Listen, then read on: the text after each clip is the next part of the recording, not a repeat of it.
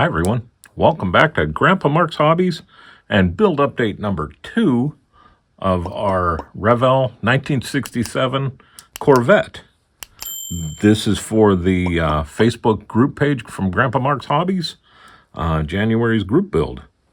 So let's see what we got here. I'm going to move everybody out of the way. Oops. Sorry, TJ. Move Jake. Oh, and I want to introduce Daisy to the lot here. She just moved in. She's about 7 years old and full of piss and vinegar. So at the end of this video, I'm going to take our engine here and do panel liner on it. A couple people have asked me to redo that, so I will. We'll do that today. I got a lot of small stuff done. We got the starter started. The exhaust manifolds. What I did with these this time is I did a little different. I sprayed them with black first, and then I used metallic gray over top of them, and I think they came out pretty good. I'm not sure if I'm going to do any weathering on this car. This might just be a straight out of the showroom build, because I'm really liking the way everything's looking right now. But we'll see. We got the pulley done. I did the little lines on the pulley for the belt marking. The pulleys, the lines on the belts for the belt markings, and they came out pretty good. I used my 5/0 brush and just flat white paint on that. So I'm happy with that. And now I'm not sure what I'm going to do here. I painted my exhaust. This is the exhaust that's called for in the kit. But I also have these in the kit. And I'm not sure if I'm going to be able to use them or not yet. But I painted them, and we'll see. I'll put them on the side of the car and see where they line up once the engine and everything's getting close, just to see if they'll even work. But I kind of think those would look good on the side of this thing with the gunmetal. You know, I think that'll look pretty sharp instead of that big hunkin' chrome trip that comes with it. So we'll see. I don't know. I don't even know, like I said, if it'll even fit. Along with the small parts, we got the, you know what, instead of me carrying my hand up there, let me see if I can zoom in here. There we go. We got our firewall done pretty good here. I grab my finger. I painted all the wire ties just flat aluminum, along with the windshield wiper, and then I painted the back of the windshield wiper, that little cup. Everybody knows what I'm talking about there, where the motor is. I painted that with titanium gold. I also did that with a couple other things while I had it out. They're buried right now somewhere. The one is going to be, you know, the brakes, how I always do that with the brakes and things like that. But I like that look. I think that's perfect for that. You know, I'll do that on the carb too, on the bowls, and go with that. But a lot of detail here in this dash. All the wires, I used rubber black on them, and I also did a little rubber back where the boot is, where it goes down, and nobody will ever see it anyhow. The other thing I did is I drilled out 2 holes for the heater hoses. I'm going to put heater hoses onto the engine, so they needed a place to land, and that way I can run them a little bit long and get them fussy and get them just right way they look good inside there. But there's the firewall. We'll show the interior here. Let me grab my finger here. All the gauge details were very prominent in this, so I was able to paint them all instead of using the decals. I really I'm trying to up my game here with interiors and things like that instead of just jumping right into the decals and going for that. What I did is I did everything first, all the red, and then let me sit this down for a second. All the red got painted this flat red, which is no, it isn't.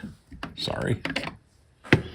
X27 flat red. And then I did the spoon too. I came back and I put one coat on the spoon to try it first with quick shine on anything that was leather or vinyl. So the carpet all got left the flat, and then the vinyl all got a shot of quick shine to bring up the gloss and give it a little bit of life. And then I took, what else? My panel liner. And I went over everything that was leather really fast. I mean, I put it on, and as soon as I got it on there, I wiped it off with Q-tips. And I did that with the seats, the dash, the center column, the little rubber part down below, everything. And you know what I just thought of? I forgot to put the the pedals in. I wonder if I can sneak them in from the back here. But I forgot my gas pedal in there. It'll be hard to drive. We'll get it in there somehow. Not going to worry about it. But what I did is I put it on there and I wiped it off as quick as I could just to darken the red up even more than it was with the quick shine. And I'm not sure if you can see the difference there or not, because I think I quick shined or panel lined this a little bit too, just to try it. But it does show a little bit more life, especially in those seats. And I'm happy with that. But then with the dash, all the rings, after I did all that with the panel liner and everything and let that dry, I came back and I did all the rings with my gel pen. And this is just, it was a set of silver, gold, and white. The white were garbage, but the silver and gold have lasted me quite a long time. And I just wrung all the pieces that were sticking up with the silver, let that sit for just a little bit, and then I came back with my Prismacolor pencil. Somebody was asking me about this too, and I didn't realize that it even had the name on here. I got this at Hobby Lobby, and what I did is I sharpened the pencil tip, and I just went around on the inside of the gauges real lightly in a circle and highlighted all the numbers. And I'm telling you, you could almost read them with my second set of visors on. So I was tickled to death with that. And then I let all that sit for a while. You know, after I got the black in here and all that, I let everything sit for a while. Then I did the silver. Then I did the white for the gauges. Then I came back and I took kind of one of my beater brushes that's got a big end on it, and I dunked this in quick shine, and every one of the gauges I just put a drop in there and almost filled those gauges, the gauge slots up. And I let that sit, and boy, I'll tell you what, when that dried, it kind of did pretty good at making that look like it was under gauge, under the glass. So I'm happy with that. The last thing I did is I took panel liner and I tried to highlight the Corvette logo, because I'm sure not going to do decal on that after doing all this. And it did okay. You can see it in there. There's nothing fancy about it, but I'm happy with it. The center column, I painted everything, the aluminum, and then I came back with the silver and I did all the highlights, you know, all the rings and the high stuff. And then I did the black for the boot, the black for this. This wasn't on yet, but I did the black right up in here where that emergency brake pulls back. So that did well. Then I took panel liner and I did a couple of drops here and there just to let it spread out and give it more of a metallic look. And then it was on to the door panels. And as you can see, I highlighted everything that was high with silver. I even got the black in the center of these two sides. I can't even tell if that's going to show up in there or just be a big cloudy blur. But I did that. Here, I'll see. I got a picture of it. I did that with black first and let that dry. And then I came back with the silver and went over top of it to give it that little black line that you really can't see unless you're looking for it. So, but all in all, I will imagine there's probably 4.5 to 5 hours in the interior here. The other day I was just rock steady, so I just kept on going and ended up with about 2.5 hours just getting the dashboard and everything the way I liked it. All the knobs got painted the silver and then got center dotted with the black, just like they are in on the car I'm looking at. The ignition got just silvered and then a dot of panel liner and then dopped it off just to give it the keyhole where you can see the key line in it. And it all worked out very well. The steering wheel, I did the wood like I do from our tagged video on Grandpa Mark's Hobbies on Facebook. I did it just like they showed that. And man, I'm telling you, I am happy with it. It's kind of weird that everything else is either black or silver or red. And we have a wood steering wheel. But that's the way they are. So that's what we got there. I had this in the body, just looking at it, and I'm really happy with my choices on that gunmetal. We'll show that later. Or we'll show that as it happens. I'm not going to give that one away. It just really looks good. So now let me get all this out of the way. Give myself a little bit of room here. I'm going to pause. I'll bring it right back, and we'll panel line this engine. Okay. I'm going to use my Tamiya's panel liner. Let me move the engine for just a minute. And we'll start out here. I'll show you what I do is after I shake this, I'll open it up and I'll just come up and I'll rub this up on the side here just to get anything that was like thick or whatever out of that little brush. And then we'll bring the engine over, and I got to get my visor on, because I can't see for diddly here. And I'm going to really, really try to keep all this in the in frame without my head or my hands in there. So this is all I do is, now you saw me get it on there. I keep a Q-tip close by because I'll probably use it. But all I'll do is I'll come around here and just lightly touch this. And I'll let that panel liner run wherever it wants to go. And because we're not really trying to dirty this up, we're just trying to highlight it a little bit. And it does see there? I'm trying to pull it out it does a good job of that.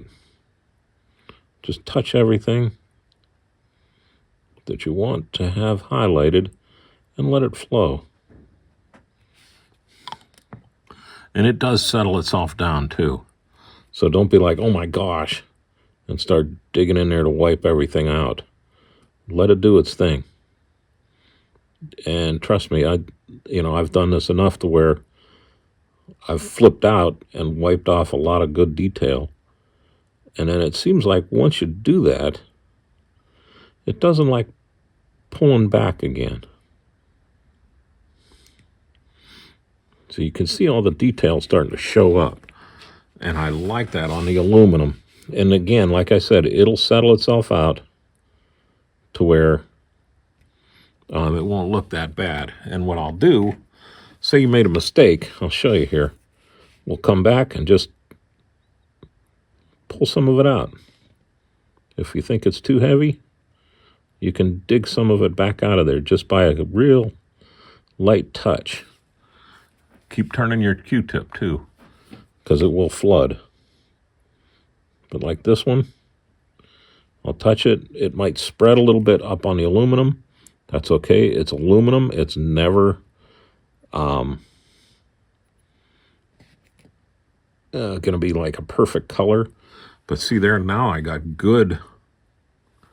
good highlights looks. I got some dark areas, some light areas, and I'm happy with that intake. So now I'm gonna move on and watch this before I have to move my starter, because I just about launched it across the room. What I'll do, you saw me just dip this, is I'll take it and take some of it off. And now let's just go right around this. We still in the frame there? See that? Now I got a little too much on top. And see it, that pulled it back off. If you move fast with it, you can get away with a lot. And the lightest touch.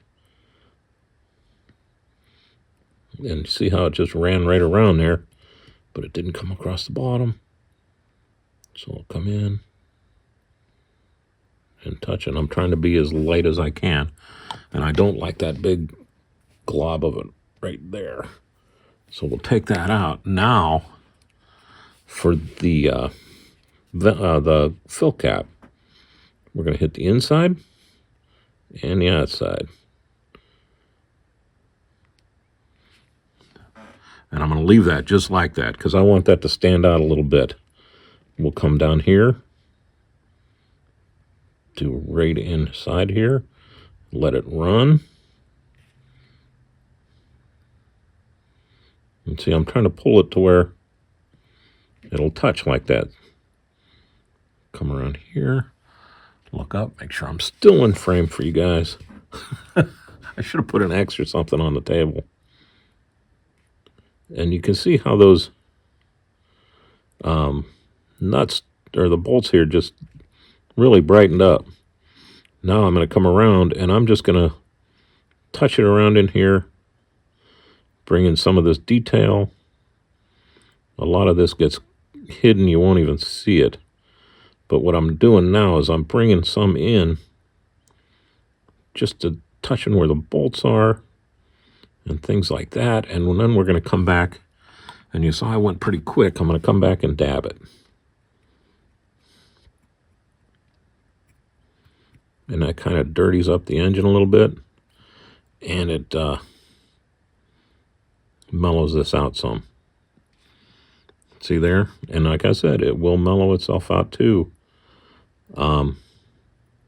Just sitting there. So I'm happy with that. Let's work our way down the engine a little bit. I'll come in here. And you can see it run. Watch on the bumpy side because it will take off on you. So don't go real crazy. If there's some places that you want it to take off, that's fine. It'll give it the look of dirt. But we'll go like this. Tap out a lot of that. Mellow it out. There's that. I'm going to keep rolling. We'll come underneath here.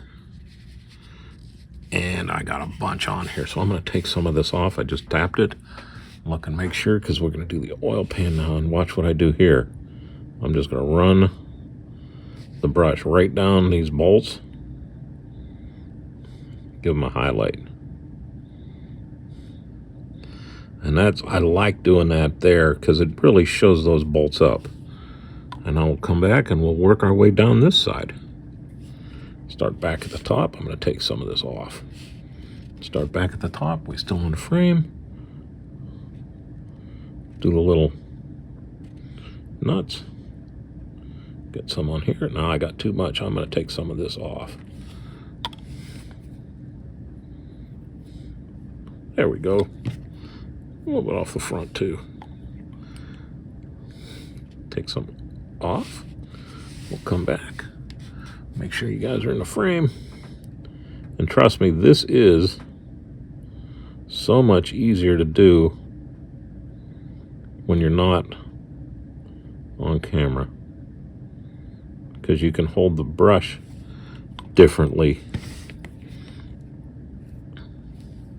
Because 9 times out of 10, when I'm done, doing a set, I really don't. I'm going to take some of that out of there and darken that up. Make a run down the side. I don't have to remove it because I got a little nick in my brush that it goes to one side. And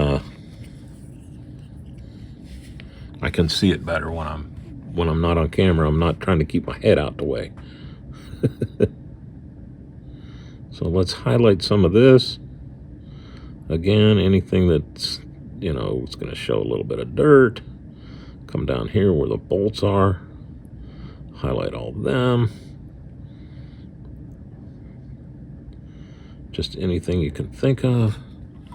And then we'll come down and we'll dab that back out. Lighten it up.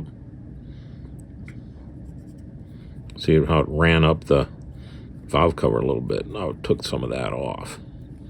But there we go. Nothing major. Nothing super dark. But I got highlights now in there.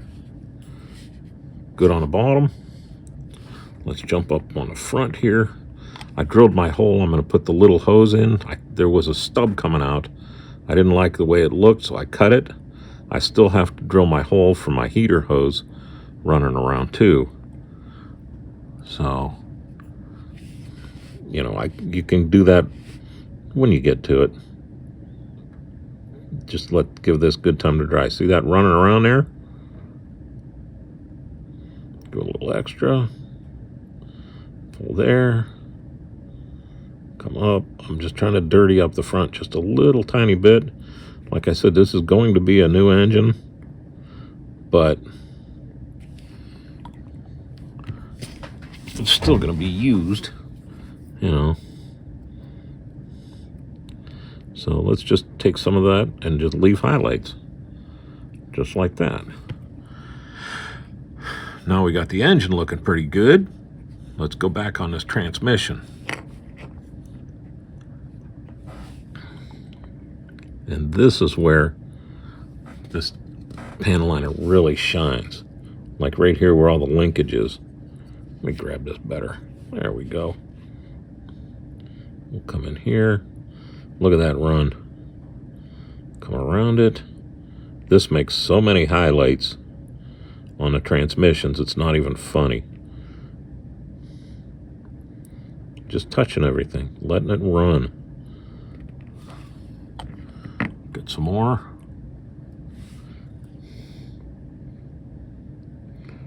Barely touching it. See how it's making that fill in? Really showcasing all that details. Those moldsmen, especially this kit, is very nice for the transmission details. I've had several of them with really good details. Just touching 99% of this you never even see because it'll be hidden by the body, but it's a blast to do, and it helps add some realism because that aluminum dries so smooth that it doesn't really look real. Now see there, I got a couple of drops that didn't run, so we're going to come back on that and take it off. If it's too much, get rid of it. Blend it in. But like that, I think that looks really great. Let's go around the other side here. We got a couple of things. We got our bolts right here. We have the split, the cooling lines, our frame. I don't know if that's cooling lines or not. We have this. And see how it runs? Watch this. See how it runs into that wrinkles? You can let that do that, especially if you're doing an older one. Put it in there and let it sit for a second, and then take it back out, and it'll look just like a little bit of a leak. Like right here, that's way too much. So I'm going to smear that around and balance it out, and I'm telling you, that looks good. It probably looks better in person than it will on the camera too, because my camera really doesn't show everything off as well as I'd like. But here we go. Come back into here. I'll run a little bit underneath just to add some highlights and shadow lines like this. And this will show up. You can see this. That's why I'm doing this. And I'm pulling that out to give it more of a metallic look to the aluminum, to the paint.